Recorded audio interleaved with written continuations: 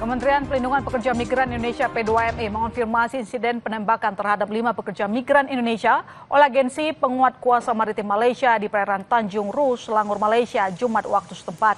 Wakil Menteri Pelindungan Pekerja Migran Indonesia, Christina Aryani menyebut, akibat kejadian tersebut, 1 pekerja migran Indonesia meninggal, sementara 4 lainnya luka berat. Kementerian P2MI mengecam keras tindakan yang dinilai menggunakan kekuatan berlebihan dalam menangani pekerja migran.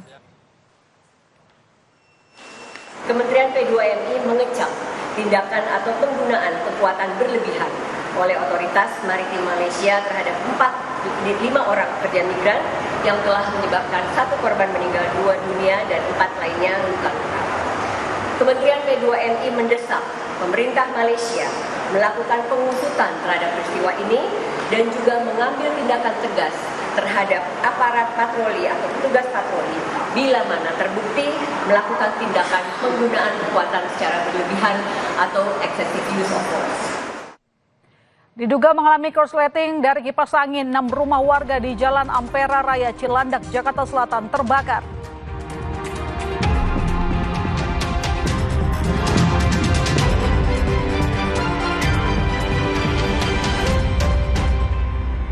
Polresta Banda Aceh menetapkan 1 warga Rohingya sebagai tersangka tindak pidana penyelundupan manusia.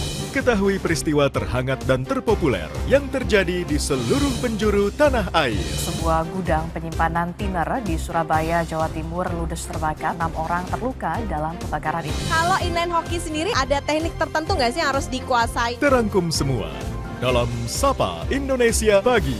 Setiap hari pukul 7 pagi live di Kompas TV. Menemani ruang informasi Anda, Kilas Kompas kembali hadir dengan sejumlah informasi yang terjadi sepanjang hari ini. Dapatkan rangkuman berita khas Kompas TV yang kami sampaikan secara singkat. 2 kelompok remaja terlibat tawuran di area pemakaman. Padat. Kebakaran menghanguskan 4 kios di Jelas. Diduga korsleting, sebuah mobil terbakar dan akurat.